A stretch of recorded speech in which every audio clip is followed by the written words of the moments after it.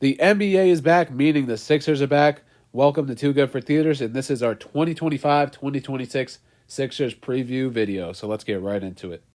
Am I delusional?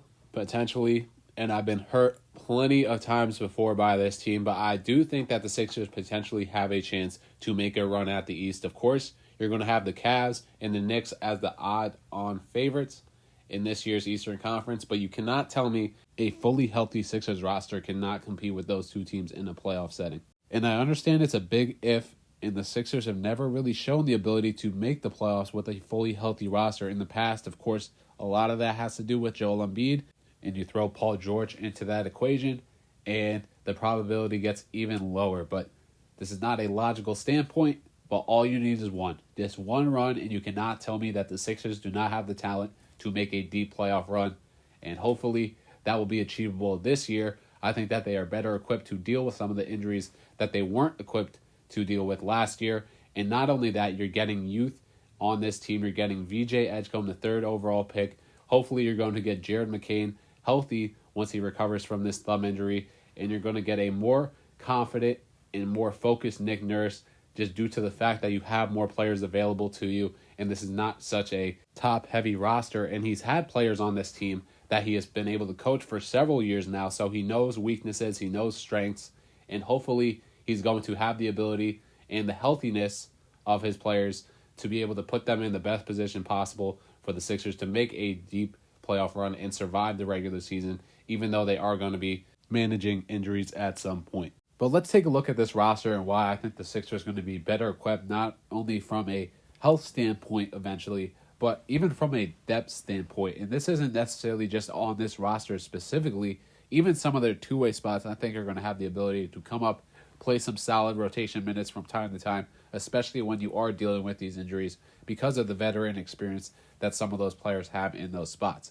But starting off here with the guards rotation, I really do like the guard rotation that you have, because the four projected rotational guards that I would expect would be Tyrese Maxey, Jared McCain, V.J. Edgecomb, and Quentin Grimes. And within those players, there's a lot of versatility, and there's not many true deficiencies. I'll start off with the quote-unquote true deficiencies, and I guess it more so kind of applies to Tyrese Maxey and Jared McCain, and that is more so just their size on the defensive end. And that's something that you can work around, specifically with Nick Nurse and managing these rotations, just based on what those two players are good at and what you expect of those two players. Both these guys are capable guards, starting guards in this league, and both of them have shown the ability to run this Sixers offense, especially Tyrese Maxey, especially with Joel Embiid out there, who's only going to help these guards kind of alleviate some of the pressure, because you're going to be running a lot of action through Joel Embiid and hopefully more action through Paul George when he is fully healthy. But we know what we're getting from Tyrese Maxey at this point. He can give you 25 any night, and he's going to do a serviceable job in running this offense. The more I expect of Jared McCain, the more I like of him kind of being that sixth man off the bench, or at least that first guard, who maybe you could play a little bit with Tyrese Maxey, but I really do like him kind of running that second unit, because last year he kind of showed the ability to run the point when Tyrese Maxey was not on the floor. And just due to his shooting capability and gravity, he's someone who is going to draw so much attention and coming off the bench. And when you have other ball handlers coming off the bench potentially, even guys like V.J. Edgecomb, Quentin Grimes, or even Kelly Oubre in some instances, it's going to allow for Jared McCain to alleviate a lot of pressure off of them and not put so much pressure on them to run that second unit. But what I kind of like the idea of is having one of the smaller guards, that being Maxey or McCain, in the starting lineup. And then me specifically, I would like Quentin Grimes more so at that starting two guard, just due to the fact of he is really a stable 3-and-D option at the guard position who has the ability to handle the ball and provide a little bit of shot creation. But my only concern with Quentin Grimes is he going to be more reluctant to play into that role player type role based off what he did for you last season? Or is he going to be more open because it's going to be a lot more pressure off of him? And that's more so the ideal fit you would expect of Quentin Grimes kind of playing in the league today. But when you have that next to Tyrese Maxey or Jared McCain per se, that's only going to allow for them to take on the more difficult guard matchups defensively, which will alleviate pressure and conserve energy for Jared McCain as well as Tyrese Maxey. And then you have a guy like V.J. Edgecomb, who is just an athletic freak and a very good defender in his own right coming into the league. This is a four-way guard rotation who is extremely versatile. And besides the size of Tyrese Maxey and Jared McCain, don't really have any true deficiencies. They're all athletic enough. They can all play solid defense.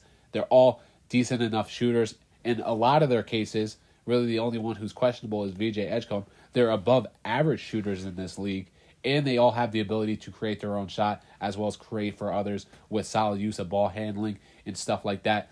And pairing that next to Joel Embiid and Paul George, two players who are great at setting up other players just due to the gravity that they both draw, especially Joel Embiid, and how he's going to be playing that kind of facilitator role of the offensive hub. You're not asking that much of the guards on this team to be shot creators. And when you are, they're more than capable of being able to do that, as well as setting up other players on this team. So when this team does get fully healthy, especially mid-season and later on in the season, when the roles are more identifiable, I really do think that this guard rotation is going to be one of the better ones in the league, just due to the fact, like I said before, there's not a lot of true deficiencies in this unit, and there's so much versatility there. Throw in the fact that you have two elite players, that being Joel Embiid and Paul George, at their respective positions when they're fully healthy.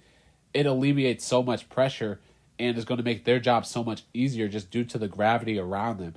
So I really think that the Sixers backcourt is going to be fully adequate this season, if not exceptional, once everyone does get into their proper roles. And at the very least, even if this season doesn't go to plan with Joel Embiid and Paul George from a health standpoint, I think that this is going to be the kind of group of players that is going to make this team much more watchable compared to last year. You're going to want to see Jared McCain and V.J. Edgecomb just to continue to grow and develop in this league. You're going to want to see Grimes, who was pretty entertaining last year, kind of play a different type of role.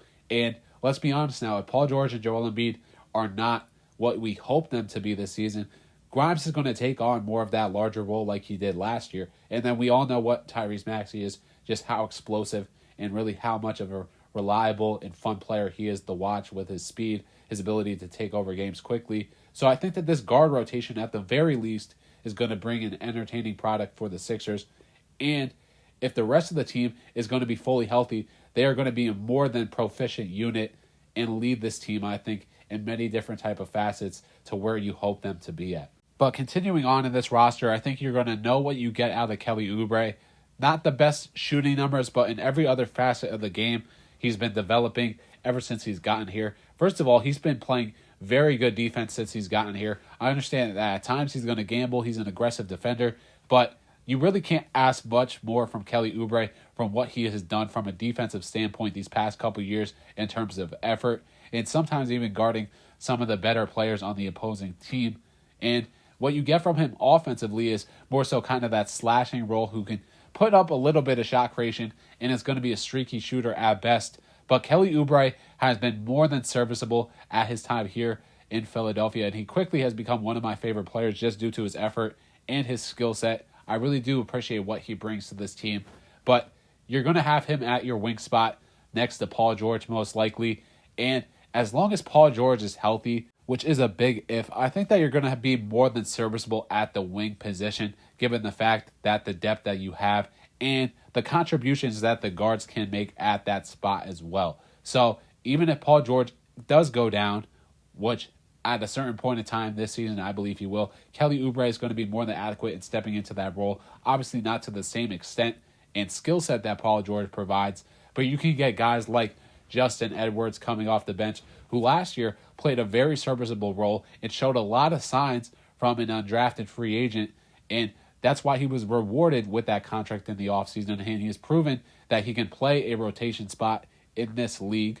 So Justin Edwards is going to provide you good, solid depth wing, that kind of 3-and-D presence, as well as even guys like Trendon Watford, who came over from the Nets, in terms of the slashing ability, the post creation, kind of playing that undersized four, but still has the ability to kind of back down and create some shots from the post. He's going to struggle with times with his shot, but his handle for a big man is pretty solid. He has the ability to slash, and even his playmaking from the post position is going to allow the second unit to get some of the easier looks that you would expect a second unit wouldn't traditionally get.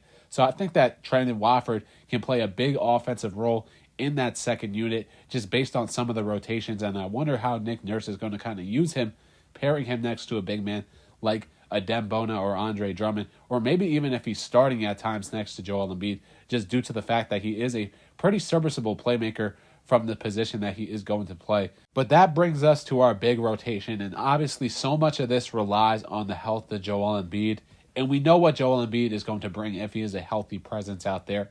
But specifically, we saw what happens to this Sixers team defensively when Joel Embiid is not where he needs to be health-wise, and how much they struggled last year. They went from a top 10 defensive unit to probably every year that Joel Embiid was on the floor to being a bottom 5 defensive team last year, which just shows how much gravity Joel Embiid has down there as a rim protector. And the good signs that I saw from some of the preseason action against the Wolves is that Joel Embiid was moving pretty well from a mobility standpoint in that game, and it looked like he had confidence in his body.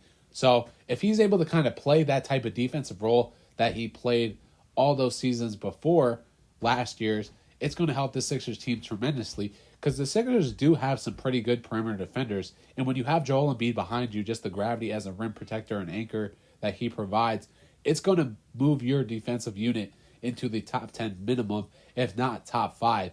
And really my big question outside of how many times guys are going to be unavailable is, does this team have enough of a rebounding presence to supply all the defense and the offense that they're going to play? Because I feel like Joel Embiid at this stage in his career is not going to be the rebounder that he was. Not that he was ever a great defensive rebounder by any means, but he is someone who can close out possessions. And there were times last year where he didn't look comfortable, especially in the Knicks series as well, where he didn't look comfortable closing out possessions because he didn't want to get vertical and kind of put his body in that advantageous of a situation. So are the Sixers going to have to need to play a secondary rebounder like a Dembona next to Joel Embiid, especially with your starting lineup that could project to be Tyrese Maxey, Quentin Grimes, Kelly Oubre, Paul George? That's not a ton of size next to Joel Embiid. So how much is Nick Nurse going to be kind of stabilizing the units in terms of a rebounding presence next to Joel Embiid, especially if he's not able to kind of recapture that form of him kind of ending possessions and being that tentative rebounder that he was showing signs of being at last year? You're going to ask a lot more of guys like Paul George and Kelly Oubre to come down and close out possessions, which is going to hurt your transition game. So I think it's going to be a little bit interesting and a lot for Nick Nurse to handle on his plate. And as I said before, I would expect to see some Dembona next to Joel Embiid minutes during this season, but you might even see guys on the two-way, guys like Dominic Barlow and Jabari Walker come up and make some rotation minutes just due to the fact of the rebounding presence that they provide. And specifically with Dominic Barlow this preseason, I've been extremely impressed with how he has played, and just his offensive tenacity on the offensive glass and his ability to kind of close out possessions is something that this team really does need to value, because they don't have a ton of great true rebounders on this team.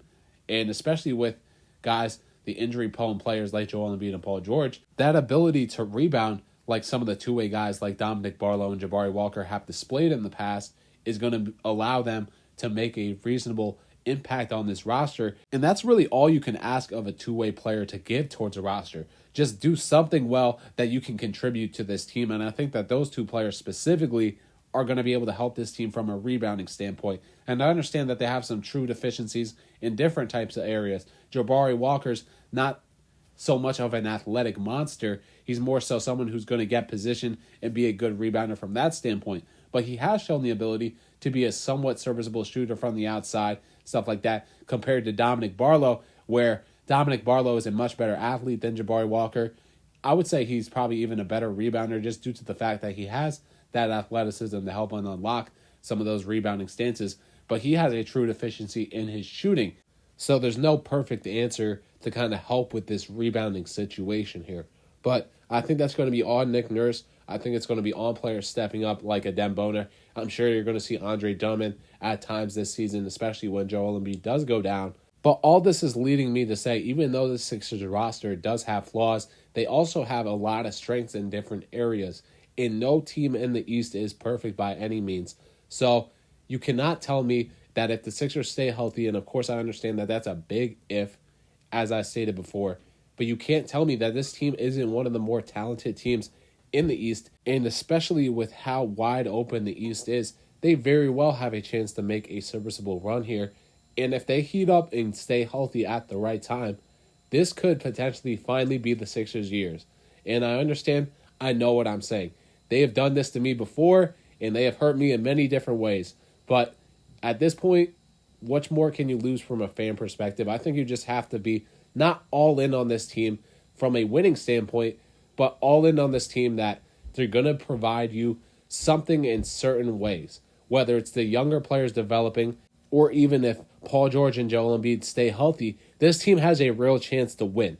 So with all that being said, the Sixers are going to give you some providable entertainment by any means this season, to where as last year, once some of guys got hurt, that wasn't achievable. So as a fan, just buy into this team in one respect. They're either going to be winning, or you're going to see growth from some of the younger players, and you're going to see a step in the right direction from a franchise standpoint in terms of the development of young players.